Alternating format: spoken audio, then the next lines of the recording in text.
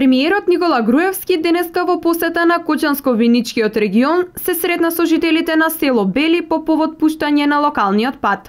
Беше и во посета на фабриката Амфенол и присуствуваше на градежни активности за одвојување на фекалната од атмосферска канализација, како и на други настани значени за овој дел од државата. Министерот Никола Тодоров го посети интерното оделение на општата болница во Кочани и се запозна со методата за ехокардиографија воведена во јануари.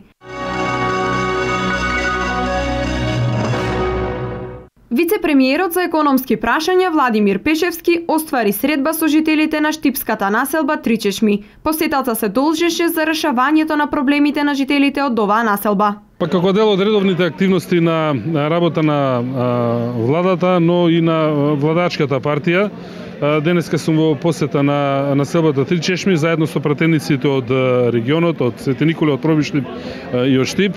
Имавме средба со граѓаните да поразговараме за нивните проблеми, за тоа што е она што е направено, реализирано до сега, што е она што не е реализирано, е ветено.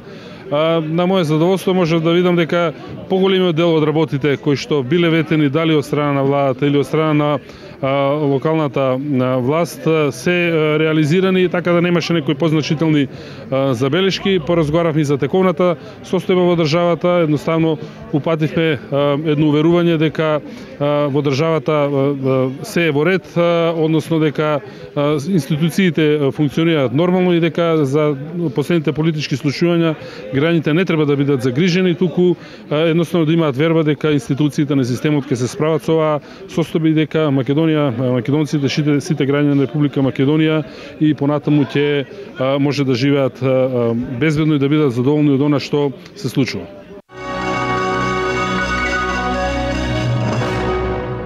Поставување на нова атмосферска канализација на улицата Осоговска во Македонска Каменица. Екипа од општината и јавното претпријатие Камена река започнаа со работа на новата водоводна мрежа. Еден од проектите на кои што ќе работиме во овој пролетен период е изработката на атмосферската канализација на улица Осоговска, како и поставување на тротоари од двете страни. Веќе фирмата изведувач работи на терен. Тоа е продолжение на проектот од минатите години за уредување на тротоари во централното градско поддржје. Со овој проект имаме планирано изработка на тротоари и осветлување на улицата 14 јуни, како и на улицата Индустријска. Унијата на жени на ВМРО ДПМНЕ по повод празникот на жената донираше храна и хигиенски пакети на 12 семејства од најранливите категории. Членовите на Унијата на жени им го честитаат празникот на сите припаднички на понежниот пол. Во населбата Караорман со една цел да ги посетиме семејствата кои што се во групата на социјално ранливи категории, за да им донесеме соодветна помош во храна и хигиенски пакети.